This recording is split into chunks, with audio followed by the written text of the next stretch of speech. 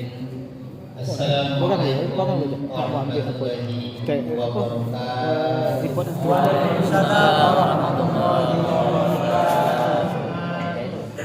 Alhamdulillah wa syukrulillah wa la haula wa la quwwata illa billah. Allahumma shalli ala sayyidina wa nabiyyina wa habibina Muhammad wa ala alihi wa ashabihi wa man tabi'ahum bi ihsan ila yaumil qiyamah.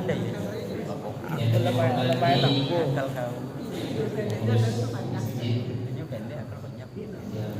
Allah dan umumnya bapak-bapak di seluruh hadirin yang dimuliakan Allah Subhanahu wa taala.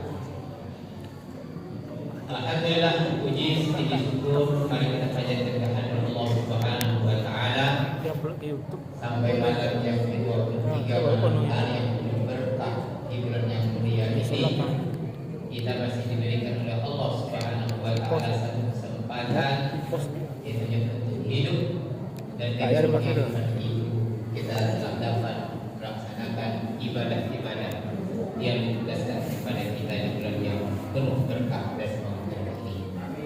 Dan kita berharap kepada Allah, semoga Allah berikan kekuatan, kesehatan kepada kita untuk menunaikan ibadah bulan Ramadan tahun ini dan diterima ibadah-ibadah kita.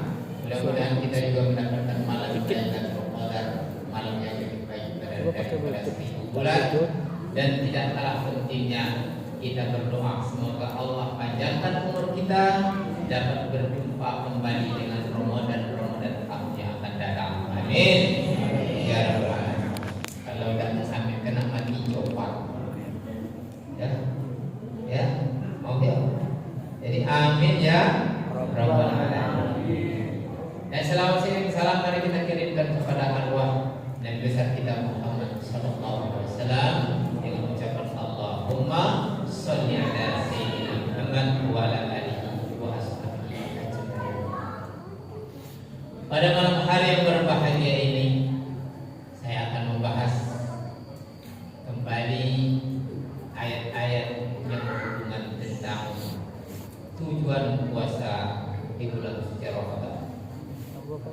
Apa tujuan puasa kita? Tidak lain Allah la'allakum tattaqun. Mudah-mudahan kita semua ini dengan ibadah Ramadan kita menjadi manusia yang bertakwa kepada Allah Subhanahu wa taala. Kenapa ini perlu sebuah pertanyaan dalam diri kita? Malam ini kita sudah masuk malam yang ke-23.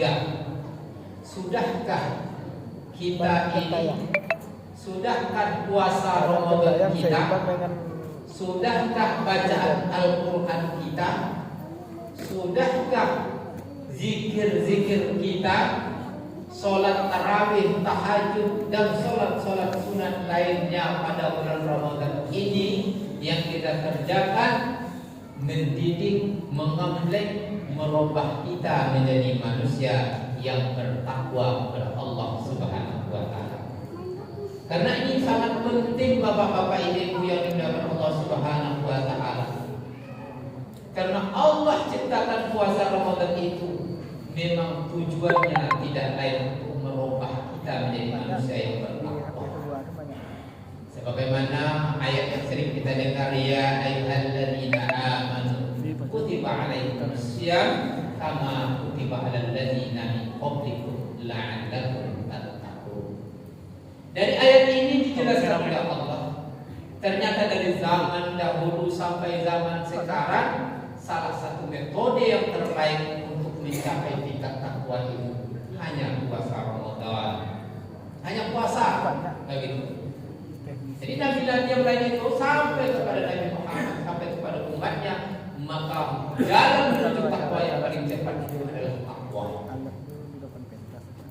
Jalan menuju takwa itu, inilah puasa kaum muslimin yang mulia. Karena Allah merubah makhluk ini biasanya dengan puasa. Kita lihat seekor ular piton. Ketika ular ular piton mau merubah kulitnya, sisiknya, besar badannya, itu ular piton berpuasa. Tapi kita tidak seperti ular piton, dan kita tidak menginginkan seperti ular piton. Ular piton itu sesudah berpuasa yang berubah hanya kulitnya, tapi sifat dan wataknya tidak berubah. Dia tetap memangsa apa yang pernah dia mangsa, menelan apa yang saja telan, dan ular itu tak berubah sifatnya kaum muslimin. Tapi kita hendaknya di berpuasa ini kita mengambil perubahan, kita mengambil ibadah seperti ular kaum muslimin yang bertakwa. Kita pernah melihat ular? Cuman bahkan ada yang memelihara ular. Ular itu bapak-bapak ibu-ibu yang dimuliakan Allah. Ketika dia berpuasa, ini kami pernah satu hari dengan anak saya yang paling kecil, ada ular mentadu makan daun bunga. Ya, ular itu jangan dibunuh. Kita pelihara saja ya. Saya teringat, kalau ayo kita pelihara, kita coba bagaimana proses ular ini selanjutnya. Kami kasihlah makan.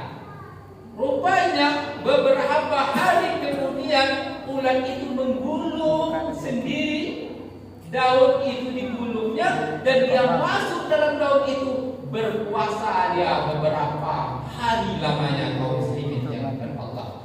Tidak lama kemudian ular itu berubah menjadi seekor kupu-kupu yang indah. Yang tadi ular menakutkan, mungkin menjijikkan, tapi ternyata setelah dia berpuasa, dia berubah menjadi seekor kupu-kupu yang indah. Watak dan tabiatnya pun berubah. Yang tadinya hanya hinggap di daun-daun, makan daun, makannya pun berubah, mencari saripati yang indah-indah kaum muslimin. Yang tadi selalu mengganggu, sekarang dia terbang dengan keindahannya kaum muslimin yang Allah. Maka puasa Ramadan ini, puasa yang kita kerjakan, rangkaian ibadah puasa ini hendaknya menjadi kita berubah kaum muslimin menjadi orang yang bertakwa. Apa ciri orang bertakwa? Setidaknya ada 4 sifat yang dimiliki oleh orang bertakwa itu kaum muslimin sesuai dengan hurufnya. Yang pertama, tawadu.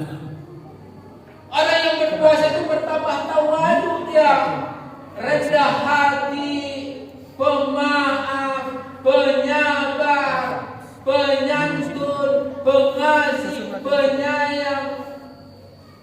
Ini orang yang berpuasa. Terhindar dari sifat sombong karena lawannya sombong.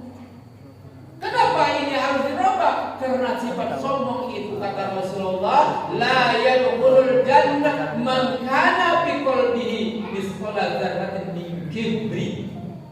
Tidak masuk surga orang yang ada di dalam hatinya sifat sombong walaupun sebesar biji zarah. Biji zarah kecil Bapak-bapak itu. Maka puasa ini akan mendidik kita menjadi orang yang tidak sombong, yang tawadu. Allah biasa tidak melihat besarnya badan kita. Allah tidak akan melihat banyaknya sedekah kita. Allah tidak memandang banyaknya puasa, haji dan umrah kita. Tapi besok di hari kiamat, haji perlu, sholat perlu, zakat perlu, sedekah perlu.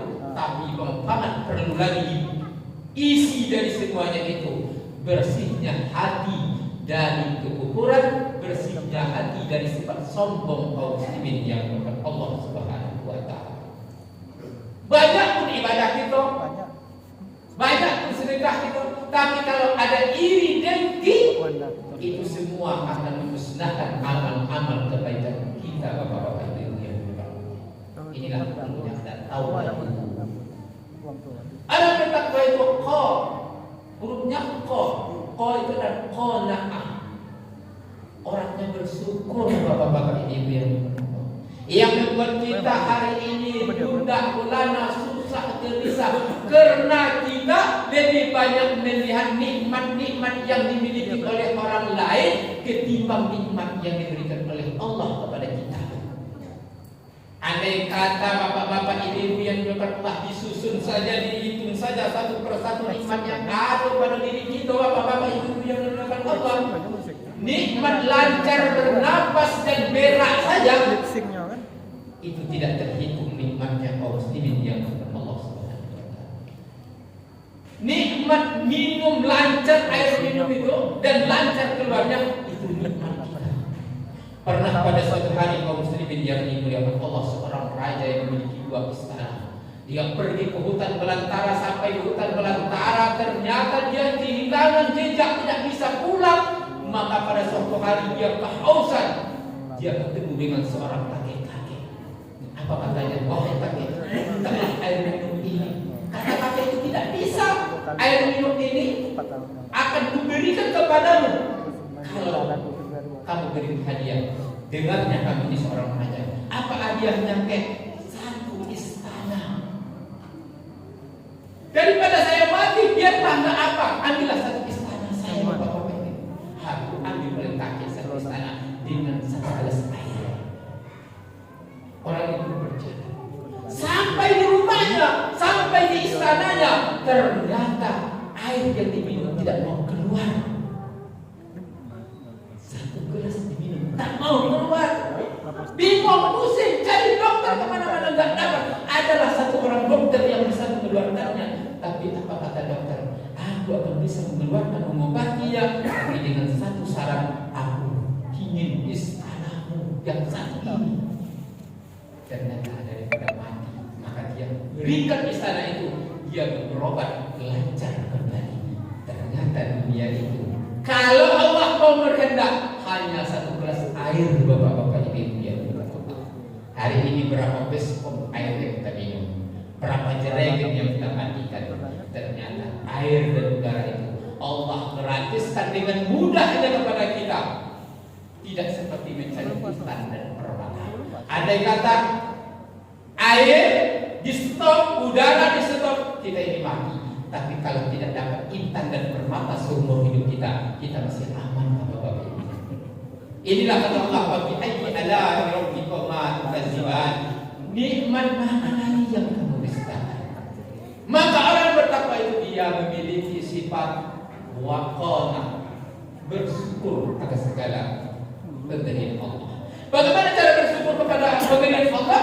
Memanfaatkan seluruh fasilitas yang diberikan oleh Allah, nikmat umur, nikmat harta, nikmat kehidupan, mendekatkan diri kepada Allah Subhanahu wa taala. Ketika itu Allah berjanji, la in syakartum la azidannakum wa la in kafartum inna adzabi lasyadid. Jika kamu bersyukur akan kutambah nikmat itu, kata Allah. Tapi ingat, jika kufur akan teramat pedih.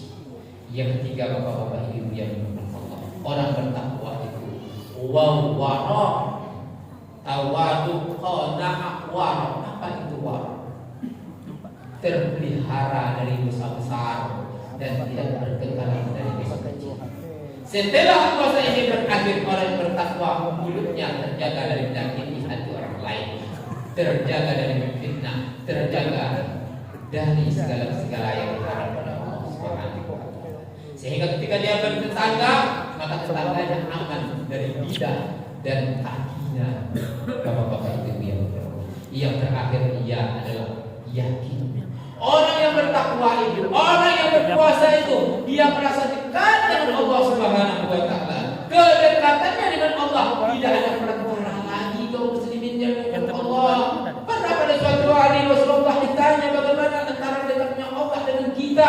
Rasulullah menjawab dengan firman Allah, wa idza sa'alaka 'ibadi anni fa inni qarib ujibu da'watad da'i idza da'an. Apabila hambaku bertanya tentang aku, kata Allah, katakan aku sangat dekat kepada mereka.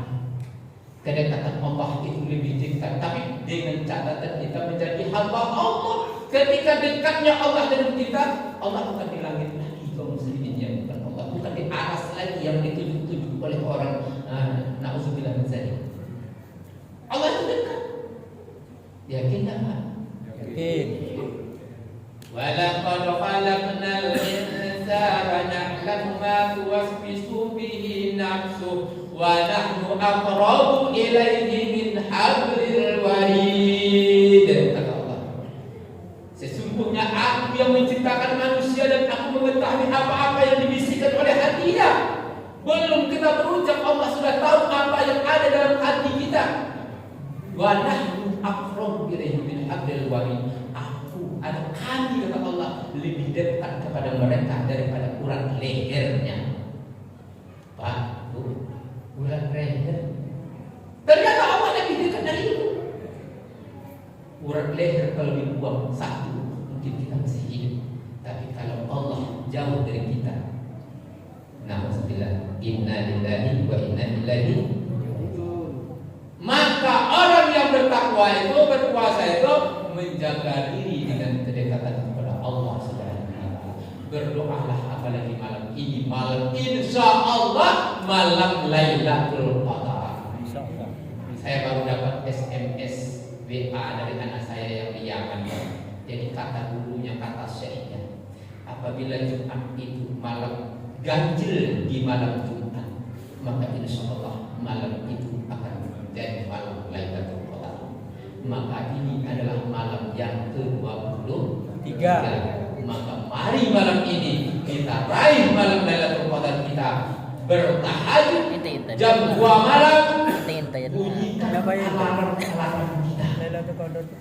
Tidak bisa alarm berbunyi, cari alarm yang bisa menopok kepala. Gitu Pak ya. Cari alarm yang bisa menopok kepala. Bukan di kepala itu mana. Kalau ada jam itu jam yang bisa nombor kepala beri. Kalau salah pukul tak bisa kita jago. Tapi saya insya Allah yakin, kalaulah kita menjadi orang bertakwa, Allah dekat dengan kita, bisikan saja kepada Allah, ya Allah, malam ini tolong bangunkan aku ya Allah dengan izinmu ya Allah, jam 2 atau jam 2 lewat sekian. Saya insya Allah sampai setiap malam begitu Pak. Saya bunyikan alarm jam 2 lewat 15. Tapi saya bisikkan kepada Allah, ya Allah bangunkan saya jam 2. Alhamdulillah walaupun tidur jam 12, jam 2 sebelum alarm berbunyi kita sudah bangun.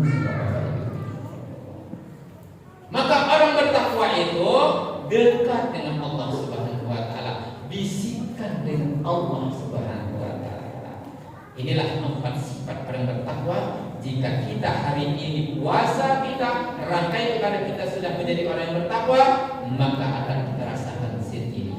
Hanya itu saja, banyak maaf. Wabillahi taufiq wal hidayah. Assalamualaikum warahmatullahi wabarakatuh. Waalaikumsalam.